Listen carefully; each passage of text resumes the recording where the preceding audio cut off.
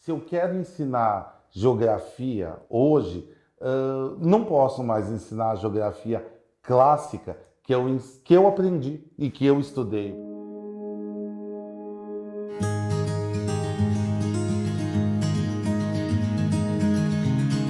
Eu acho fundamental, quando falamos sobre novas formas de ensino, e é essa a questão da série, discutir um pouco novas formas de ensino, discutir um pouco o novo perfil do aluno e novas metodologias, mas eu acho fundamental, antes de pensarmos a forma, pensarmos que toda essa discussão em torno de uma nova forma de ensino ou de uma pedagogia diferenciada, ela está atrelada ao desenho curricular. Quem é esse sujeito que aprende? Quem é esse sujeito que ensina? Quais são as implicações nas relações entre esses sujeitos que ensinam e aprendem e se empoderam, se configuram mutuamente? Porque o que nós temos nessa relação de ensino-aprendizagem é uma configuração mútua. Quem ensina, aprende.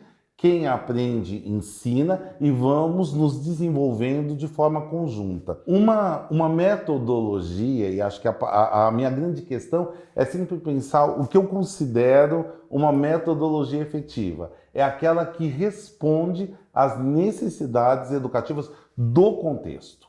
Lógico, por isso que eu digo, como é que eu penso? Quem é esse aluno? Quem é esse sujeito? E o que eu preciso para um aluno no século XXI para que ele se adapte? É lógico que eu não posso construir um itinerário de aprendizagem como se fazia no século XIX ou na década de 70 para um menino que vive agora. O que esse currículo exige? Hoje eu preciso de um aluno que tenha autonomia, que tenha uma capacidade empreendedora, que gere no decorrer, nas articulações que ele faz, uma consciência crítica e reflexiva, e que esse conhecimento, que esse exercício que ele faz de construção do saber, veja, não é um saber que ele buscou de pronto, mas é um saber que ele vai construindo, e a proporção que constrói, ele vai atrelando esse saber a um contexto, ele vai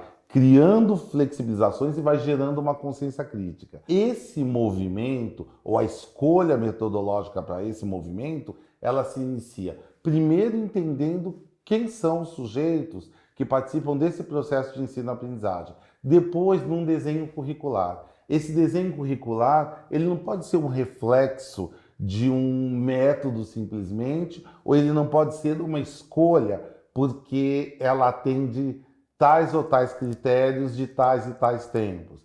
Ele atende uma leitura crítica sobre o universo em que estão esses sujeitos. Se eu quero ensinar geografia hoje, não posso mais ensinar a geografia clássica que eu aprendi e que eu estudei, por exemplo. Hoje eu preciso entender geografia dentro de um contexto crítico em que o mapa, que aquela representação cartográfica, ela precisa ser expandida numa consciência mais crítica sobre o desenvolvimento econômico, sobre os problemas sociais que regem aquele espaço e como eu faço para a compreensão desse espaço no movimento a partir daquilo que ele aprende. Então, quando eu falo de novas metodologias, ou as pessoas gostam de dizer novas pedagogias, ou às vezes as pessoas me fazem a pergunta, como eu elenco a melhor metodologia? Eu posso dizer que a minha escola é montessoriana e vou ter alguns elementos de uma pedagogia montessoriana. Eu posso dizer que a minha escola é uma escola baseada na metodologia Waldorf.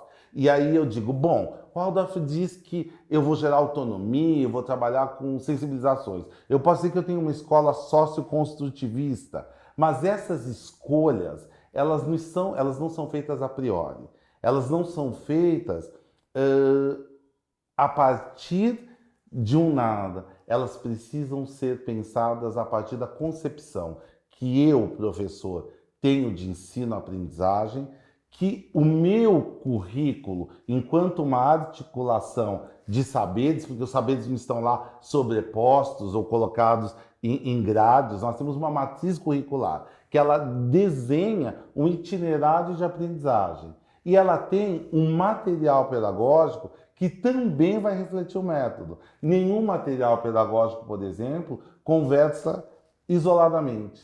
Ele conversa a partir da concepção de ensino-aprendizagem que tem esse professor. Eu poderia ter um material altamente inovador, ou posso pensar nas metodologias ativas, mas se esse professor não fizer um itinerário de uma formação crítico-reflexiva, que vai desde pensar o currículo, até compreender essa sala de aula, até compreender os movimentos que são constitutivos desses sujeitos que lá estão, e até entender as necessidades para adequar ao contexto de formação aquilo que ele precisa articular, a metodologia seria inócua. Então, eu diria que pensar novas metodologias, e aí eu tiraria esse adjetivo de novas.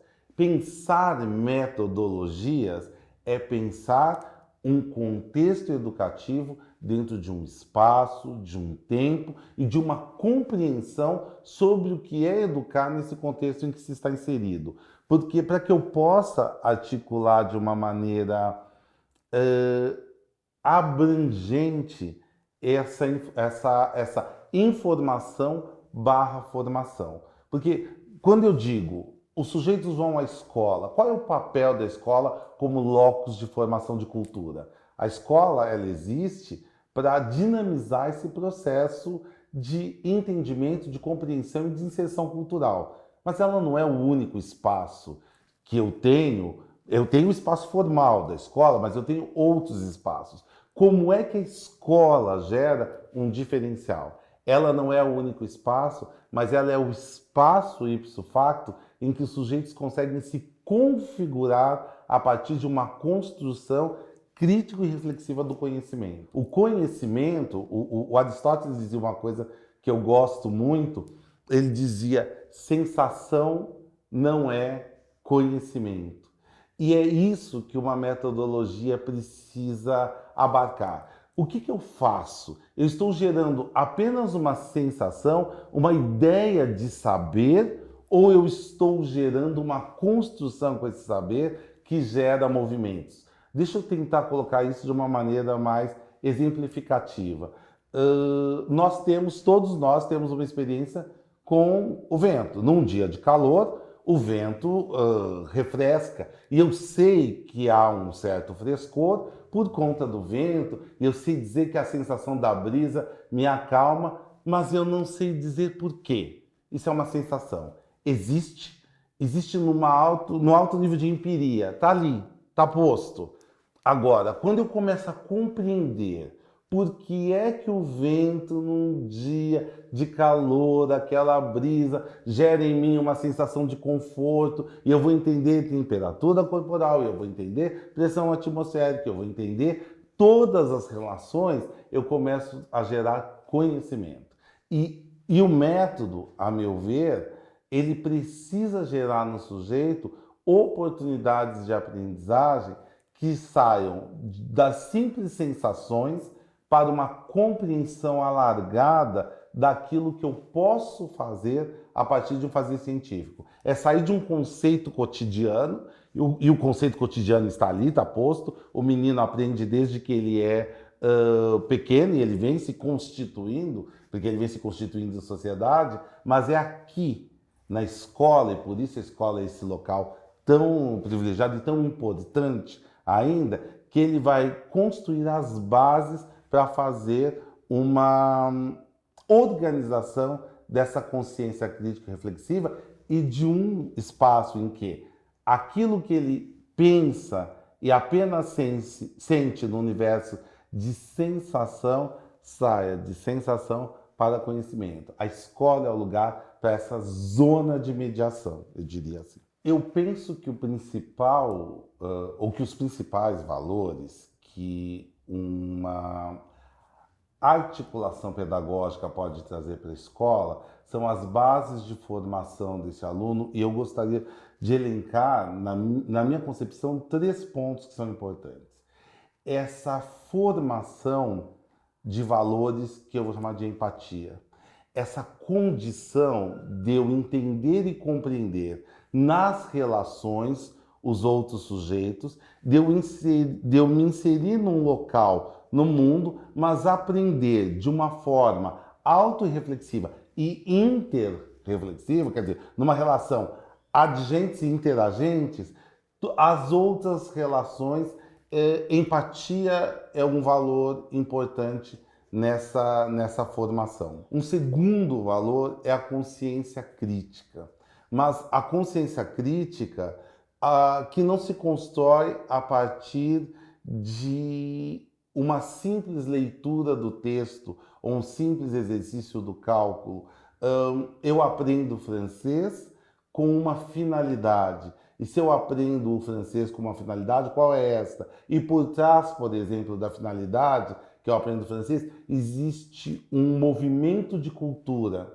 É esse movimento de cultura que vai alargando as possibilidades. Eu posso aprender a contar em francês e posso aprender a contar em português.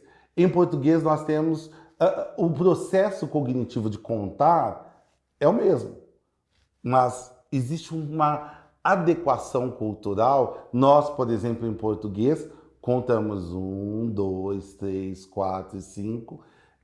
Os franceses começam na escola contando 1, 2, 3, 4, 5. 4, 5.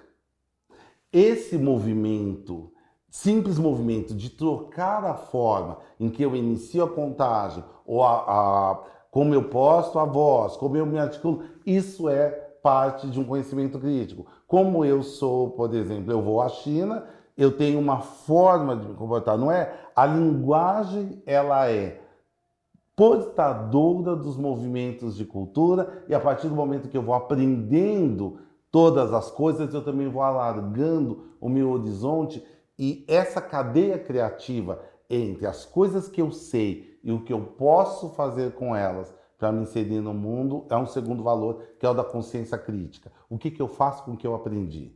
E o que eu faço com o que eu aprendi para transformar, e aí voltamos à empatia, esse universo em que eu vivo. Porque eu posso aprender 1000 coisas, eu posso falar todos os dias sobre consciência ecológica, eu posso conseguir recitar esses valores, mas se eu sou incapaz de olhar para o meu entorno com uma consciência ecológica, eu não construí uma consciência crítica. Eu diria que há um gap nesse movimento de construção do conhecimento. E um terceiro ponto que eu considero fundamental, principalmente para o século XXI, é uma educação socioemocional. As pessoas precisam, aliás, na minha opinião, a grande competência a ser desenvolvida para o século XXI é a inteligência emocional. Como eu, sujeito, consigo, primeiro, me equilibrar diante de tantas coisas, diante de tantas motivações. Nós somos uma sociedade hiperestimulada. Os estímulos estão todos aí, os estímulos visuais, a tecnologia, o digital, a música, o som, o barulho. Como é que eu consigo me equilibrar? E em me equilibrando, como é que eu consigo me manter como uma mente aberta para aprender coisas e, a partir dessas coisas, gerar relações em que eu aprendo, em que eu desaprendo, em que eu renovo, em que eu rearticulo, em que eu torno a aprender, em que eu me reinvento. Para isso, nós precisamos ter um componente emocional que nos ajude a entender um pouco toda essa relação de alteridade.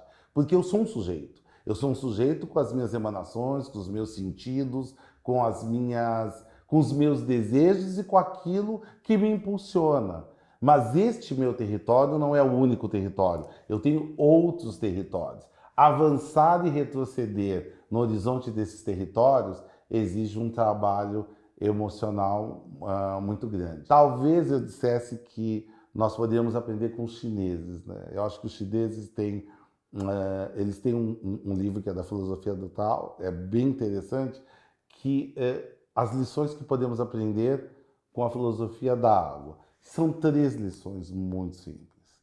A primeira é a humildade, esse sentido de entender que eu preciso aprender mais e sempre, esse sentido de entender que quando não sei, posso dizer que não sei e posso ir buscar os mecanismos, essa humildade que se constrói na escuta desse sujeito que emocionalmente aprendeu a ouvir, aprendeu a aprender aquilo que ele ouve e pode fazer articulações no entorno. A segunda lição é a própria harmonia. A água, ela se adapta, seja num lago, seja num tanque, seja no oceano, ela assume a forma. Acho que esse é o grande movimento da empatia. Essa capacidade de podermos, nos contextos em que nos inserirmos, ir assumindo e compreendendo as formas. Eu estou aqui e venho trabalhar numa organização X, e essa organização X tem tais missões, tais valores.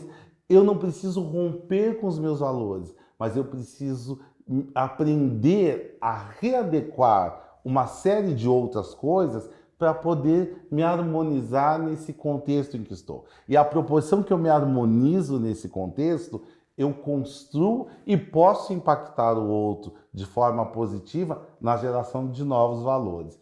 E a terceira lição, que a filosofia da água ensina, é justamente essa abertura. Se nós pensarmos bem, um fluxo, um veio d'água, ele começa bem pequeno e ele avança, seja no fiord, no oceano, no rio, para onde for, esse movimento está aberto.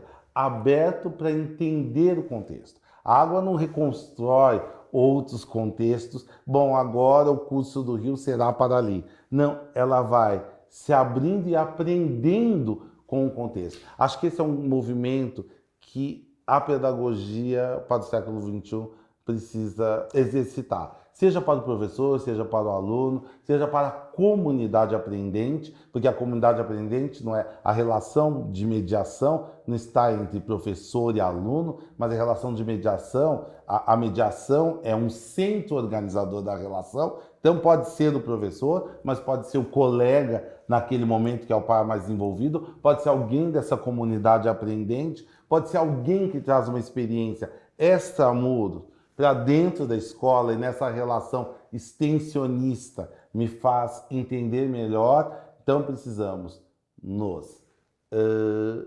harmonizar, sermos humildes e termos a mente aberta para compreender que esse exercício de aprendizagem é um exercício de formação do sujeito. Ele não é só um exercício de perguntas e respostas, ele não é um exercício de uma entrega de um determinado produto, mas ele é um exercício da construção de um determinado produto, para o qual eu tenho metas, para o qual eu tenho direções, mas eu não tenho todas as respostas, porque elas são construídas ao longo de um processo.